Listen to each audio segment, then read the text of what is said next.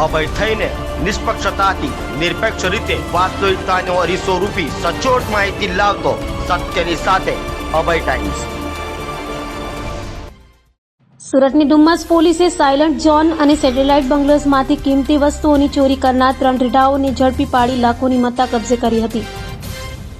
સુરતમાં ચોરી સહિતની ઘટનાઓ વધી રહી છે તો સુરતના ડુમ્મસ પોલીસ મથકની હદમાં આવેલ સાયલન્ટ ઝોનના JR વિલા અને સાયલન્ટ ઝોન પાસે આવેલ સેટેલાઇટ બંગલોમાંથી કિંમતી વસ્તુઓની ચોરી કરી ભાગી છૂટેલા 3 રીઢાઓ જેમાં અલથાણ ખાતે રહેતા સુનલ શંકર રાઠોડ, શંકર દિલાવર રાઠોડ અને તેજસ રાઠોડને ડુમ્મસ પોલીસે બાતમીના આધારે ઝડપી પાડ્યા હતા। પોલીસે રીઢાઓ પાસેથી ચોરાલ મુદ્દામાલ સહિત 2,70,000થી વધુની મત્તા કબજે કરી ત્રણેય વિરુદ્ધ કાયદેસરની કાર્યવાહી હાથ ધરી છે।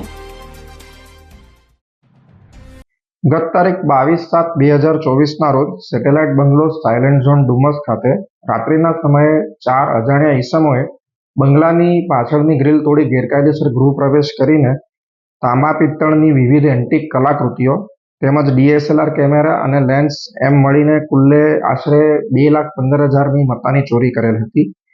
ડુમસ પોલીસ સ્ટેશન ખાતે જે અંગે BNS કલમ 305, 331(4) અને અન્ય વિવિધ કલમો હેઠળ ગુનો દાખલ કરવામાં આવેલ હતો।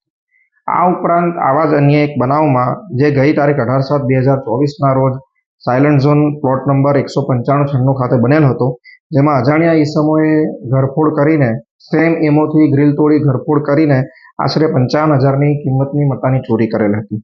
આ ઉપરોક્ત બનાવોની ત્વરિત ફરિયાદ લઈ ડુમસ પોલીસ સ્ટેશનના થાણા ઇન્ચાર્જ તથા અન્ય સ્ટાફે મળીને